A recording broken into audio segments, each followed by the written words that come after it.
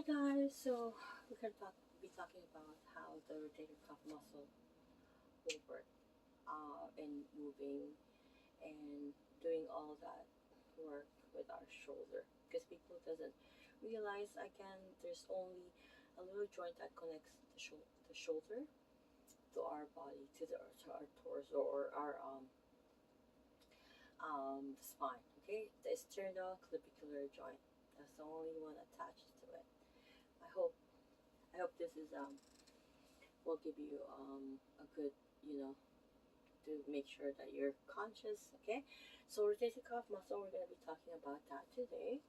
Okay, so rotator cuff muscle really composed of supraspinatus, infraspinatus, teres major, and a subscapularis.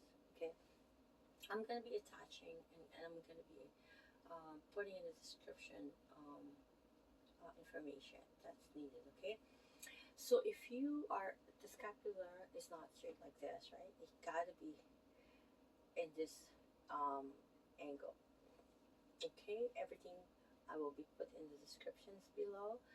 Okay, so when you are um, knowing how the muscle fiber direction works and how the joint, okay, so keep in mind muscle doesn't really know what to do except to contract. And if it's not contracting, it's relaxing. Except neuroplasticity, that's a different story. Please watch my other video with that. Okay.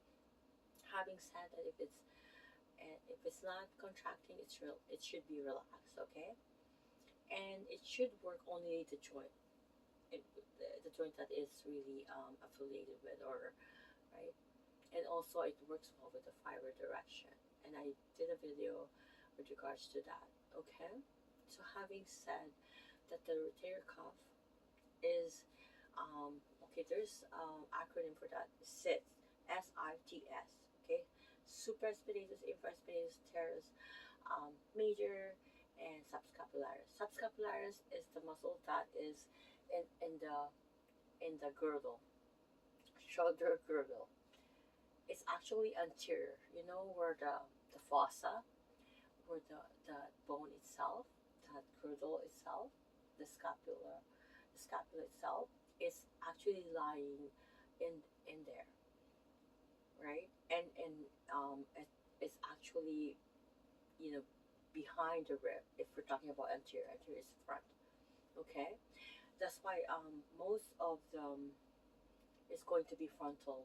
Um, okay, because why? Because the ribs is in front of subscapularis, right?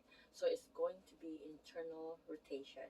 That is the subscapularis, and also the teres, right? It's going to be also external rotation.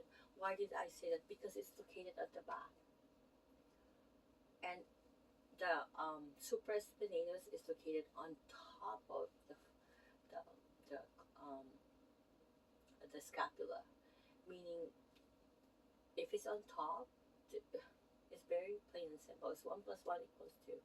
It's going to elevate your shoulder, right?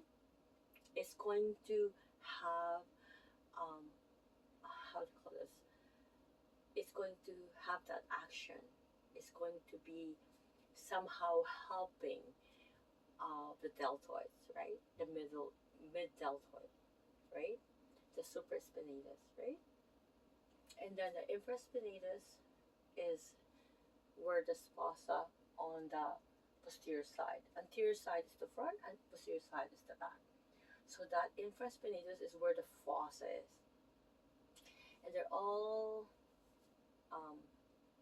all the insertion is where in this area here. That's why when we talk about the acronym SITS, right, we should know where it's located.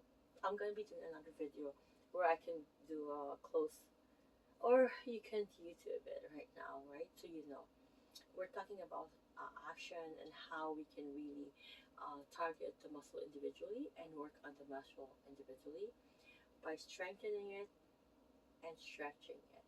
And then I'm going to be talking about how the functional anatomy of it, and also endurance training, which I really support, versus people are just always working on just, bulking up. Okay?